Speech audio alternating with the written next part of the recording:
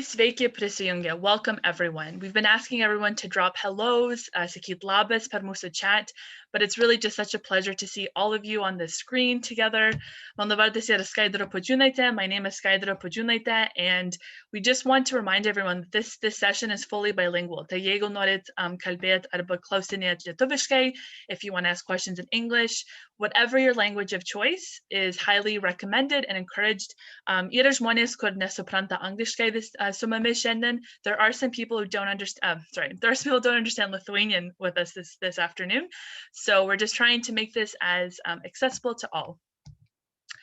I'd also like to acknowledge that the land that I am joining from is the traditional territory of many nations, including the Mississaugas of the Credit, the Anishinaabe, the Chippewa, the Haudenosaunee, and the Wendat peoples. It is now home to many diverse First Nations, Inuit, and Métis peoples. I'd also like to acknowledge that Toronto, again, where I'm joining from, is covered by Treaty 13 with the Mississaugas of the Credit, and we pay our respects. Today is also the Global Day of Solidarity with the people of Belarus. And as a Toronto Lithuanian board, we thought it was really important to make note of this.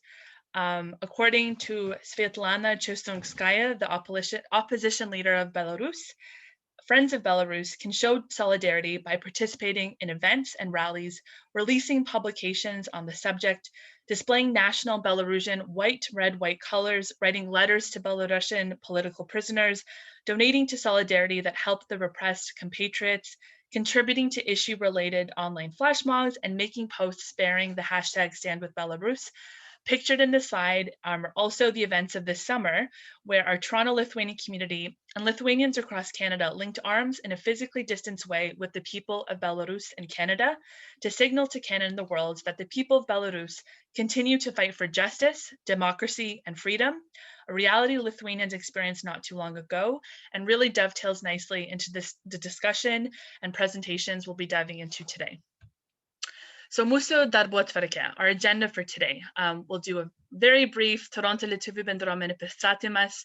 We'll hear from our Lithuanian ambassador to Canada, Darius Skutsevičius. Thank you so much, Darius and team, for joining us. We'll have a reflection and an introduction from Simona Rukienė, our Toronto Kanados Lietuvių Bendruomenės pirmininkė. And then we'll get into hearing from Danguole Breen, our Kanados Lietuvių Muziejaus Archyvo director and curatore of Democracy, One Defining Moment. And then we're going to do an open reflection session. And, we're really excited to carve out this space. But again, this is really new for us. So not totally sure how this will go, but please bear with us. We're super excited to have you with us. So čia yra mūsų valdyba. This is our board. The names listed, rather the people who are on our board have their names changed to Toronto Lietuvių Bendruomenė. But if you could also say hello in the chat, if you're able to, that would be great, or give a wave. Really excited to have most of us on this call today. And really, what is it that Toronto Lietuvių Bendruomenė does? We are seeking to amplify, connect, and lend support to initiatives led by community members across the Toronto Lithuanian community. And lately, we're really trying to be a one-stop shop for news on Lithuanian initiatives across Toronto. Mes irgi norim priminėt, kad Vasario 16 is coming up, and there's two key ways that we're supporting, along with apylinkės across Canada.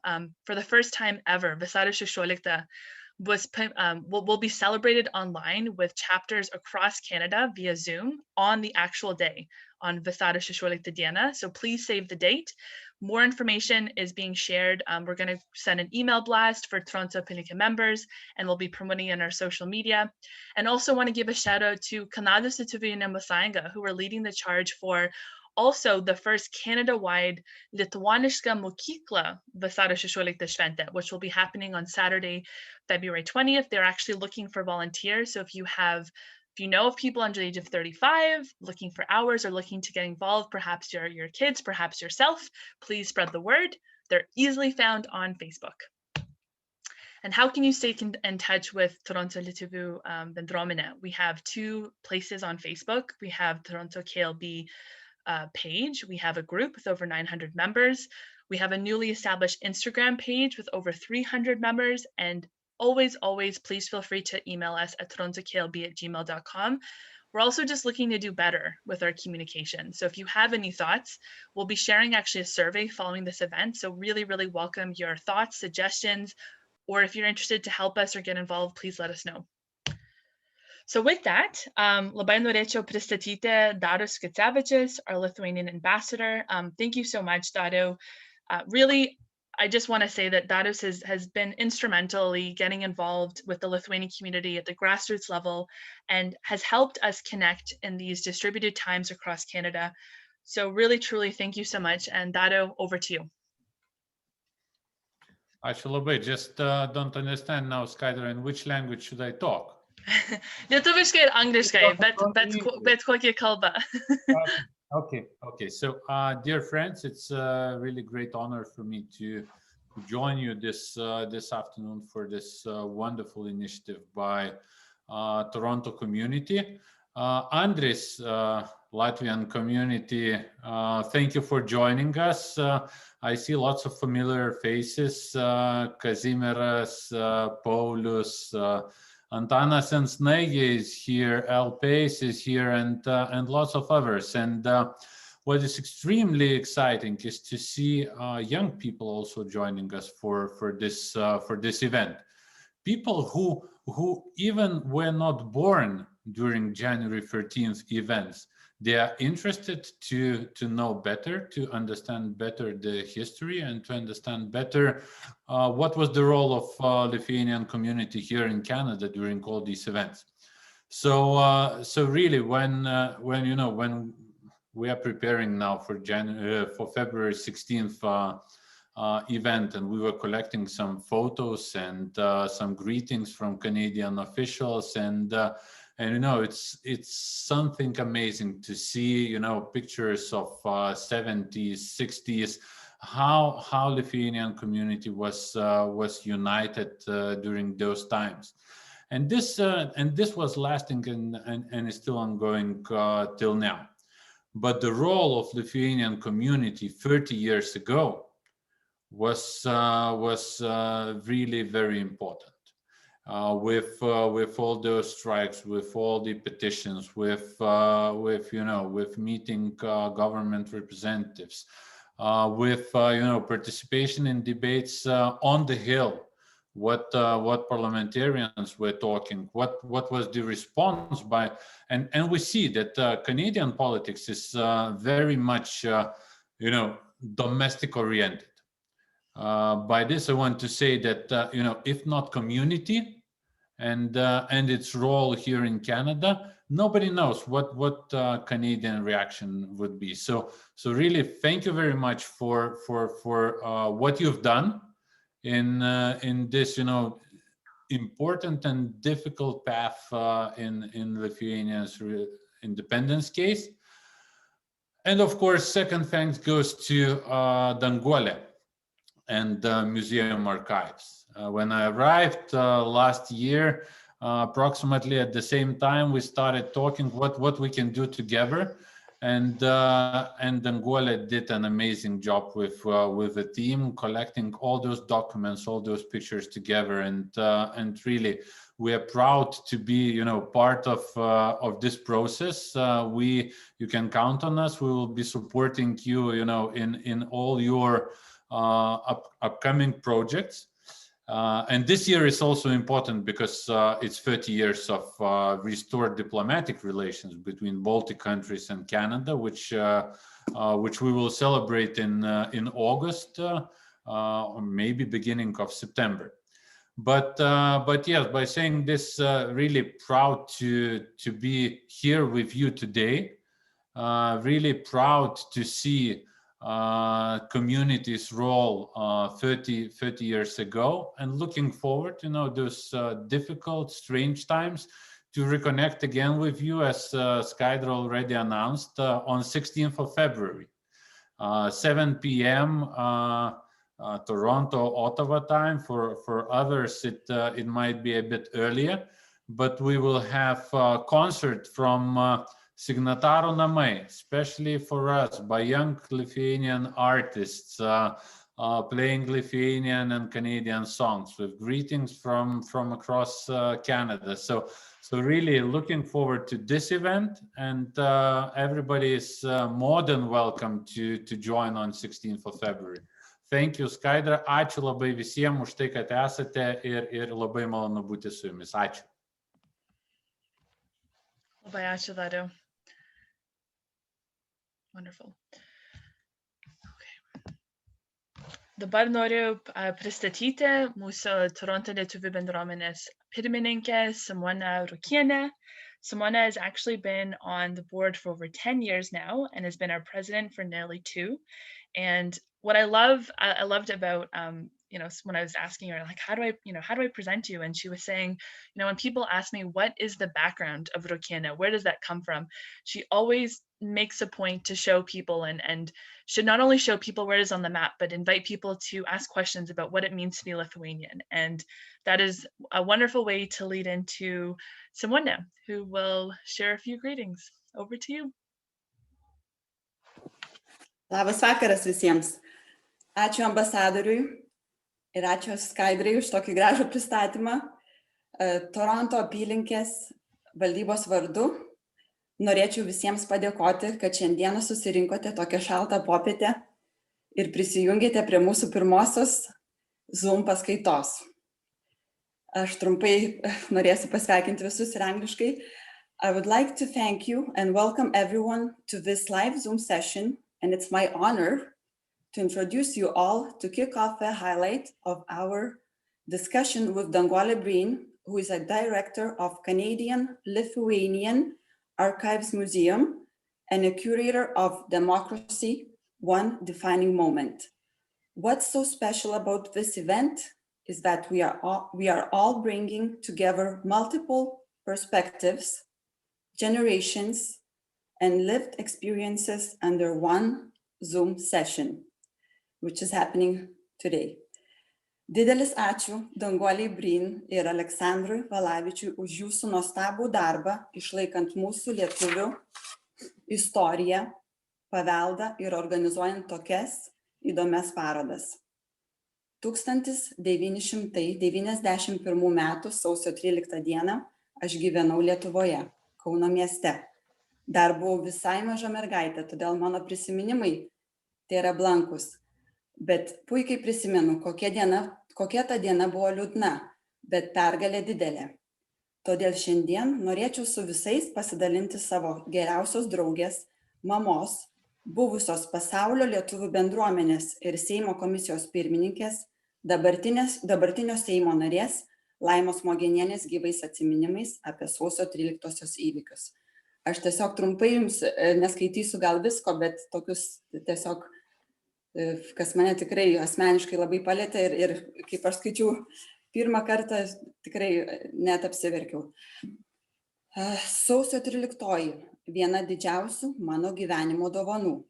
Ta naktį buvau prie Seimo, palikę mažytes dukras namie, su savo žmogumi ir tūkstančiais nepažįstamų, tačiau tokių artimų ir savų žmonių.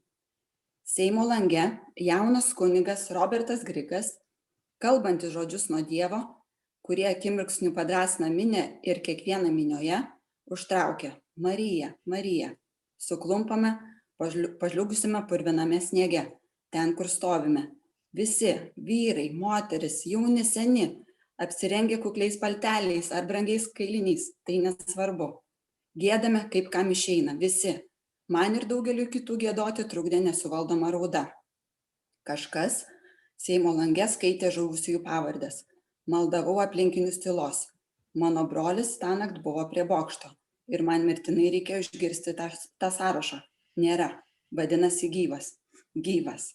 Neapsakomas džiaugsmas begalinėme sielvarte. Ta naktį liudijau nepaprastą drąsą, pasiaukojimą, patriotizmą, pajutau tikrą artimojo meilę, nuoširdumą, altruizmą. Ta naktį supratau, kokia didi Lietuva ir jo žmonės. Nepaleidau šito tikėjimo, nešiojos jį viduj. Dėkoju likimui. Atsimenu, didžiuojos. Ačiū. Over to you, Skaidra. Ačiū labai, Simona, tikrai labai širdys tema. So really, I'm just going to really get into it and just say that it is truly my honor to introduce you all to Danguole Breen. After a career in administration and the investment banking industry, Danguole Breen has had the opportunity to refocus her energy towards learning and preserving her heritage, our heritage. Lithuanians have been part of the continuous global immigration experience since the 1800s, and Danguole considers it a privilege to be able to preserve their contribution to Canada's multicultural society through the Lithuanian Museum-Archives of Canada. What I think is even more remarkable is when we were doing our dry run, she simply said, if we don't tell our stories, who will? And with that, Danguole, over to you.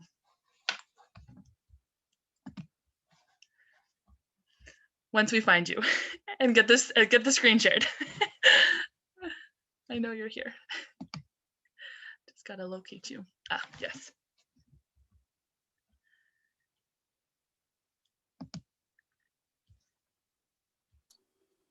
Labas visiems, jūs girdit? Mes girdim. Ačiū. Gerai, aš norėčiau pradėti su padėka taip pat KLB Toronto apylinkės valdybai, kad suruošėt šią popietę ir neleidžiat mums nuobodžiauti.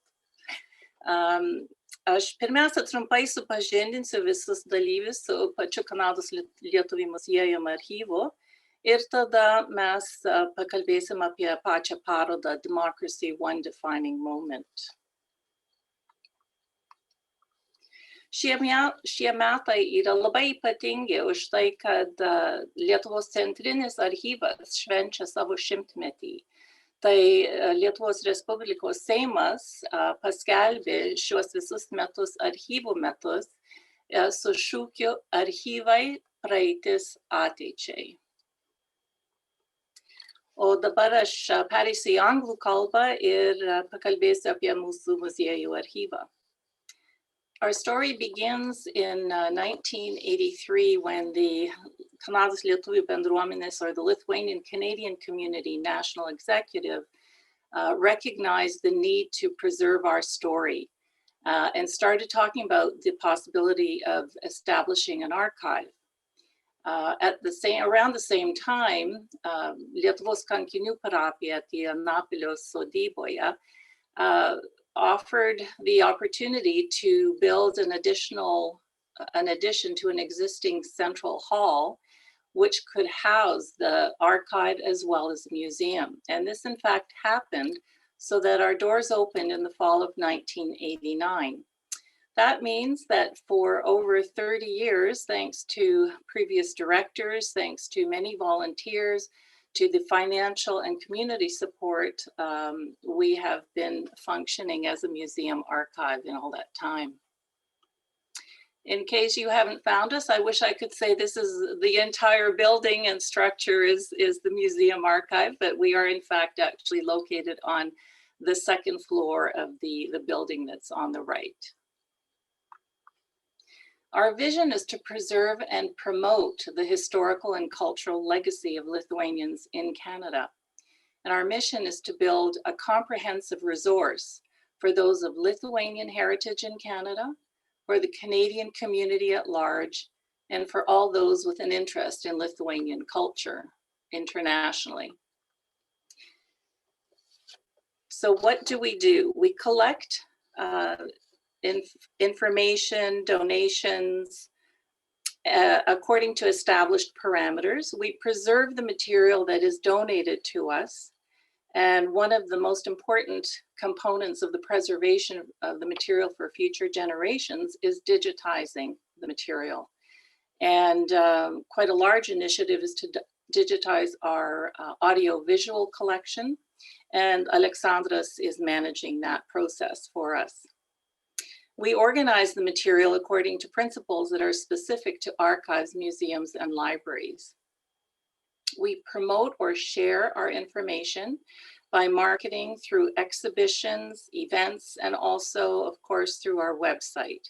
And the website has been designed and managed by Peg Perry, another one of our volunteers. We also do research. There are quite a number of people who, of course, are interested in their heritage, their genealogy.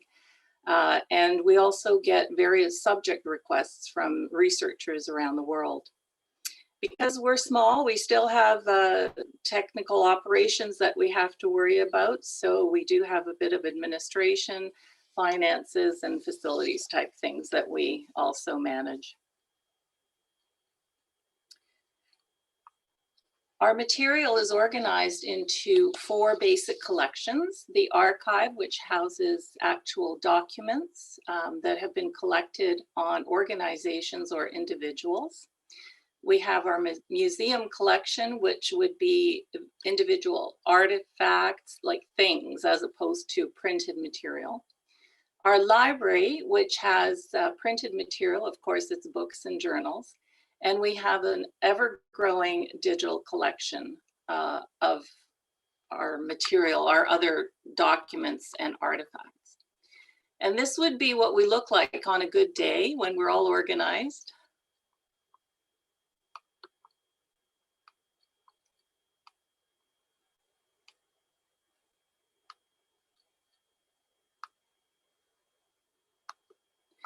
And this is just a sample of the type of material that we're dealing with in our digitizing project. You can see that it's actually, at this point in time already, impossible to read some of the material, like the floppy disks that we used to put into the computers. So when we are in a situation where we can no longer actually retrieve the information from some of these formats, we do use external professional services to digitize material. For example, one specific example would be 16mm films.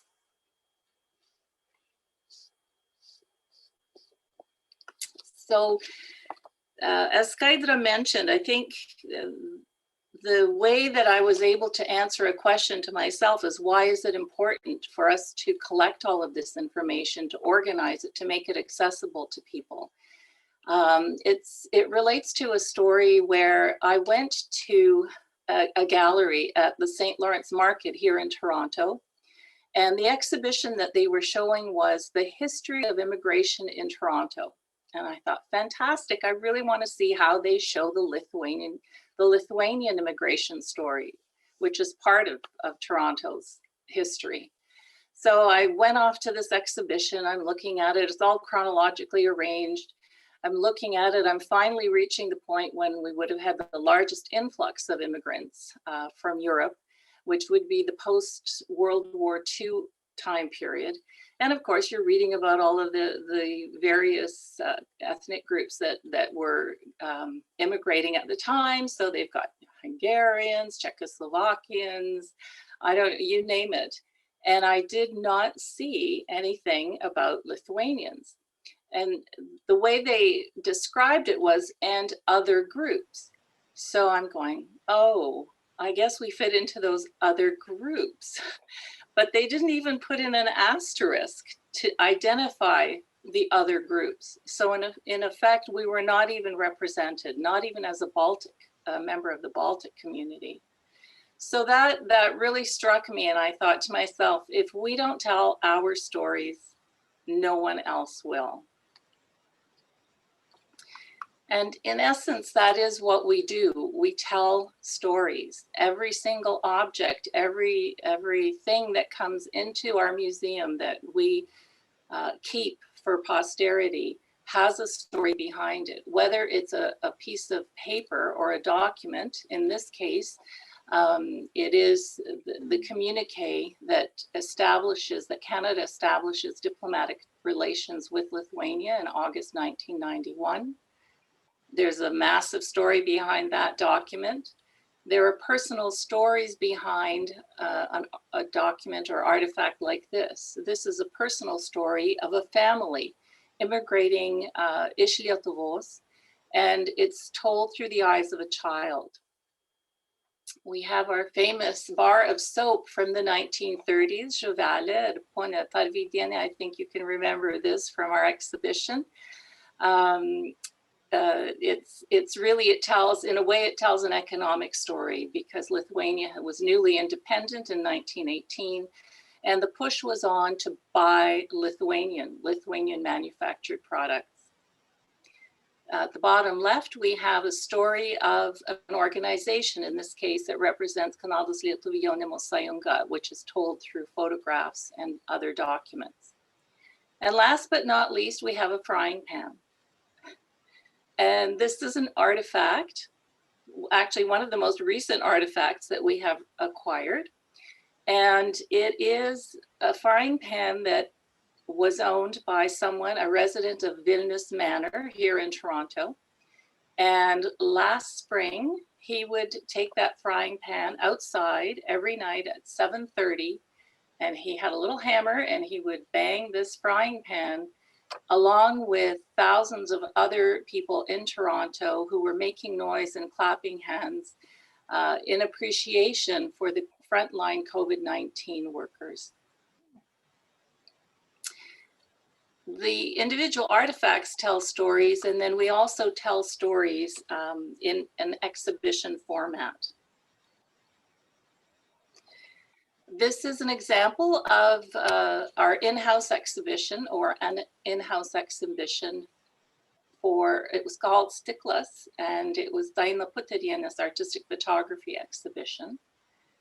We also commemorated Lietuvos nepriklausomybės šventę, šimtmetį, which was a few years ago. And this is an example of a part of this exhibition where we did a historical timeline for Lietuva from 1795 to 1940. We also produced traveling exhibitions, and this is an example of a traveling exhibition. We are more than happy to throw these panels into the car and wherever our car can reach. In this case, Švento Kazimiero parapija in Montreal. So we were able to bring that out to Montreal. We exhibit locally as well in Hamilton. But in addition to that, once you have a traveling exhibition telling a story, it can also reach Lietuva, which we in fact did a few years ago at an event that was put on by Vasario Bendruomenė. And some very distinguished guests were able to hear or see our exhibition. We're always trying to innovate in our exhibitions. This is, as you can see, a very small exhibition. That is it, one display case, which was put up at the Ontario Legislative Assembly.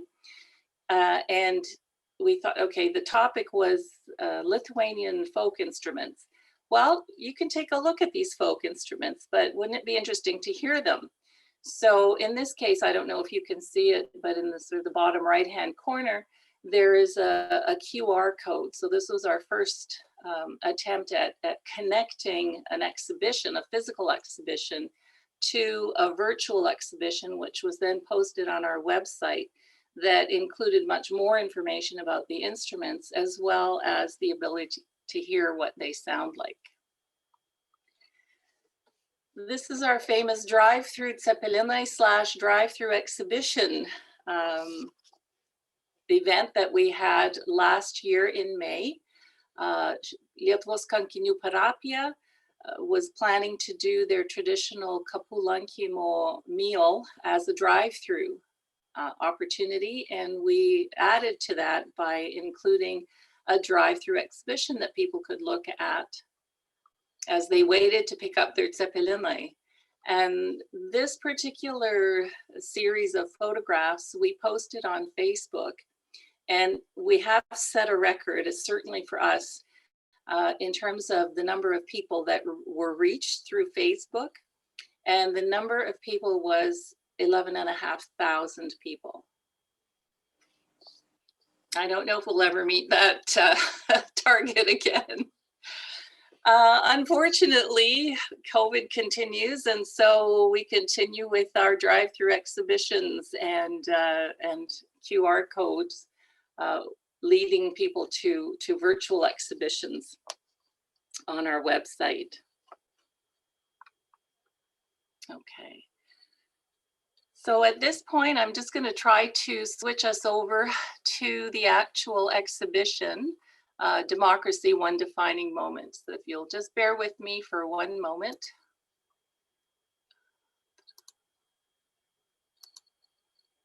Oh, it worked. Okay. This is our website, and the tab that we're on is the digital gallery. I'm assuming most of you have had the opportunity to actually take a look at this exhibition, but that's where it's located. And the team, I'll start off by talking about the team that actually put this virtual exhibition together. There was myself as the curator, Alexandras as the audio-visual editor, Peg did the web and marketing design, and Gabija Petrauskienė did the transcription, which is at the end of the exhibition. So now this is where I get to reveal all of the secrets in curating our exhibition. Of course, you start with a theme. In this case, it was the commemoration of the 30th anniversary of the events in Lithuania. And in choosing a theme, I always try to find an angle, something different, something that hasn't been looked at before. And in this particular case, I thought that there were two very important questions that needed an answer.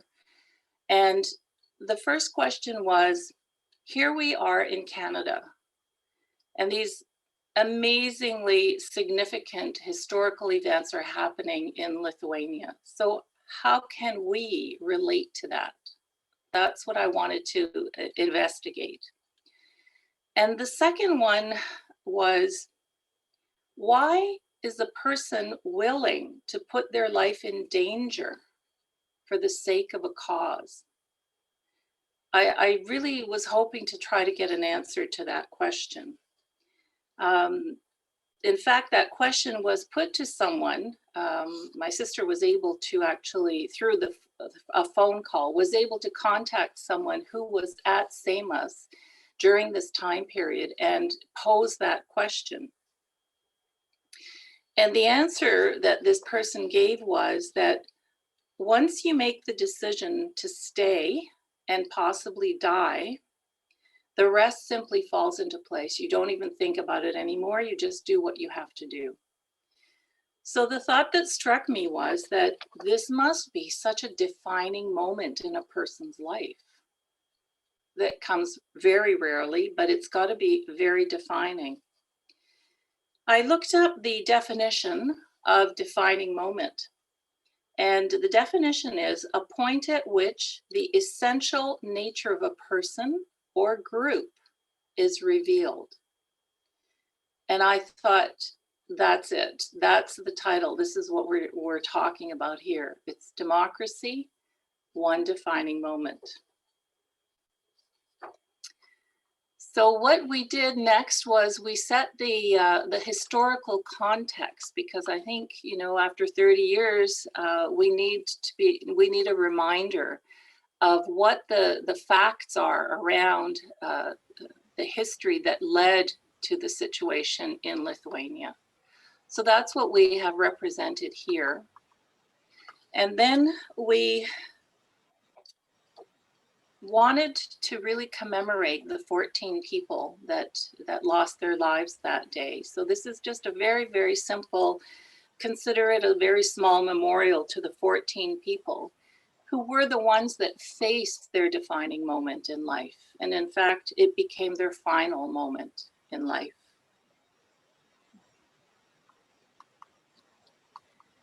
We then need to remind everyone again about the actual events that were happening around that day. So we started with January the 10th, the lead up basically, and then specifically what happened on the early morning of January the 13th. It's always very, very important not to present information only textually, but also visually. So Alexandras was able to take a look throughout our collection, and we also will look at external resources as well. And we were able to reproduce the two very compelling, almost documentary type videos that were produced by Užsienio Reikalų Ministerija Vilniuje. And the other piece that Alexandras edited was from a VHS tape that we actually have of the translation from Kaunas, which took over when all translation was lost with Vilnius. The biggest concern that Kaunas had at that time was, is our story getting out to the world? And what we did was we edited the tape to just show the Canadian connection, which was, there was confirmation that the broadcast had reached Canada and of course the rest of the world. So that's what the third video represents. The next part of the exhibition deals with the question of how can we relate in Canada to these events that were happening halfway around the world? How did we hear the call from Lithuania? And I think KLB had issued those SOS buttons, the Save Our Souls buttons. And I thought that was a very, very appropriate visual representation of the Canadian community hearing the call for help and responding. And of course, living in Canada, and since we were talking about democracy, the tools that we have at our disposal were used extensively. And that would be, of course, the demonstrations, the petitions, the lobbying of the parliamentarians and local politicians, using our media communications, and also putting together work groups that needed to focus on various initiatives such as fundraising and humanitarian aid, etc. The body that really took this on very, very strongly was the Lithuanian Canadian Community at the national level in terms of directing all of the response through their chapters. And so we wanted to represent some of the material that shows the various initiatives. And I'm not going to go through all of these documents, but that's what this representation is. And I also wanted, at the end here, I wanted specifically to show that this was not just, all of a sudden we woke up and realized that something had to be done. The process had started initially many years before, but really kicked into high gear, I would say, around 1989. And so on. So I did the whole year review of the activities of the national executive in the various areas to show that it was a much broader response. And of course, as part of the KLB, the various chapters responded as well. And again, I wanted to highlight that even some of the smallest branches, Oakville, for example, or Rodney, Ontario, I'm not sure if it's there. Even though they didn't have many resources at their disposal, the minimum that everyone did was at least fundraise. And then, of course, the larger communities were able to do a lot more. The most critical component, I think, of this entire time period for us in Canada would have been communication. And the LCC recognized that and established the Crisis Center here in Toronto as a communication hub.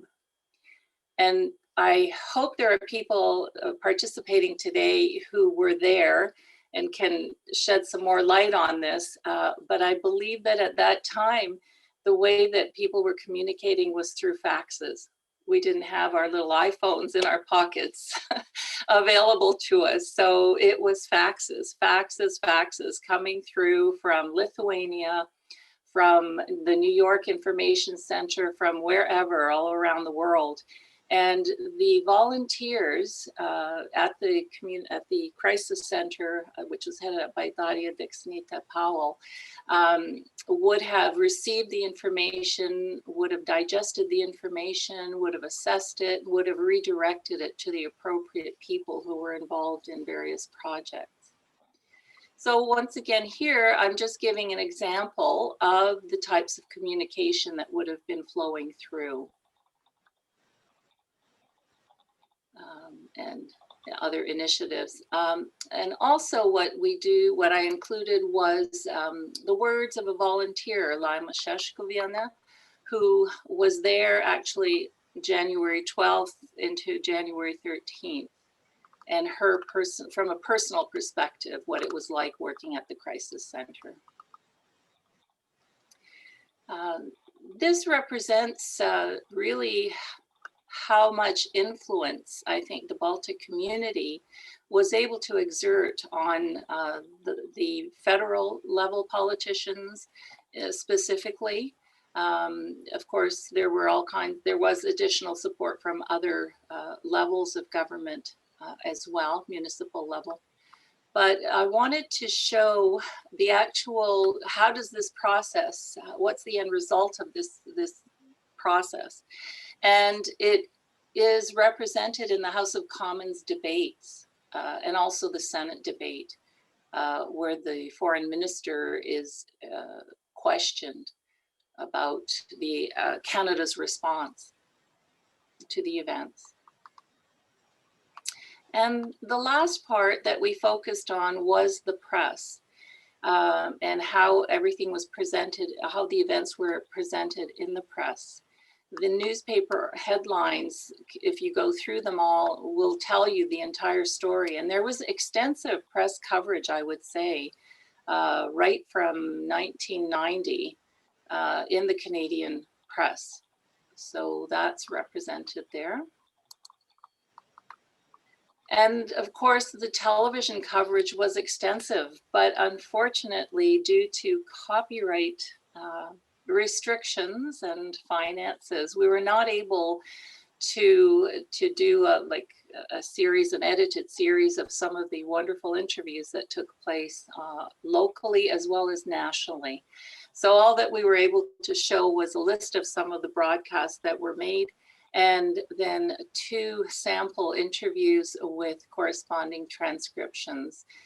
This one being with Algis Patsavičius, the president of the Canadian Lithuanian Community at that time, who was interviewed by the CBC.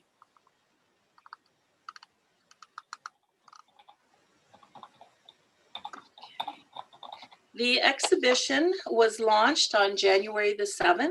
And in checking our website statistics for the visitors to the exhibition, we've had close to 900 people visiting. I don't think they would have all fit if we were doing this in-house. And roughly half are from Canada, and approximately a quarter are from Lithuania, and a quarter are from the United States. And then I'm going to do it. I'm going to say there's an other category as well. Okay, I'm just going to change this. Okay.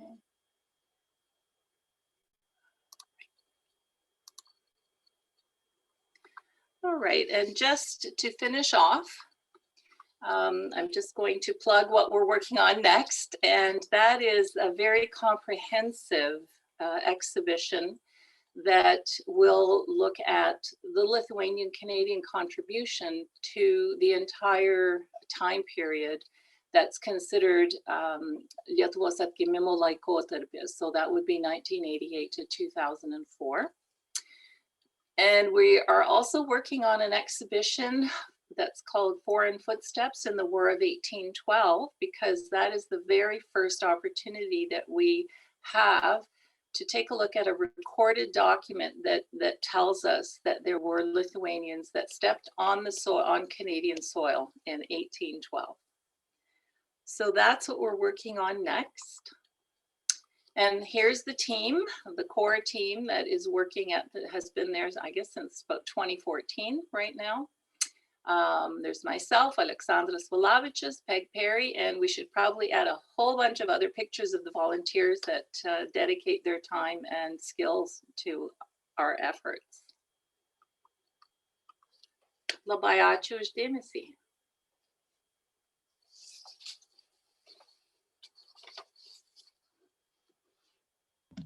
Ačiū labai, Danguole.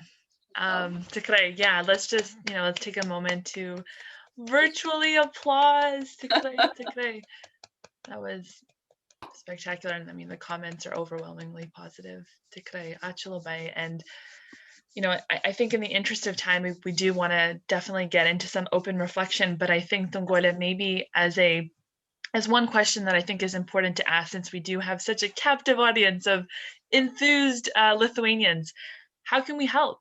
What is your call to action? What are the things that we can take away and start doing next week or in the months to come? Well, I appreciate the question. I think there's just a few things that we really would appreciate, and that would be just participation in some of the initiatives that we have, because if we have more participation, that really encourages us to bring them forward in new venues. So for example, on our website, on our first page, we have an initiative called First Photo in Canada, where we're asking people, nobody's going to be checking to make sure this is absolutely the first photograph of your family stepping, on Canadian soil, but as close to that time period as possible. What a way to capture our story. If we had tons of participation just by submitting a photograph, I can just imagine what exhibitions we could put together and share them in a very broad venue. So it's really encouraging people to check our website, and if we do have any sort of initiative or call out to people, please participate. So that would be tremendous. The other thing that really helps us is marketing, and sometimes it's word of mouth marketing, and sometimes it's through social media marketing, just, hey, did you see this, and so on. That really helps. And if there are any, we're limited in our skill set. So if there are people that have social media skills or marketing skills or so on, and are willing to help us out, we'd really appreciate that. And lastly, just send us your ideas. We love ideas.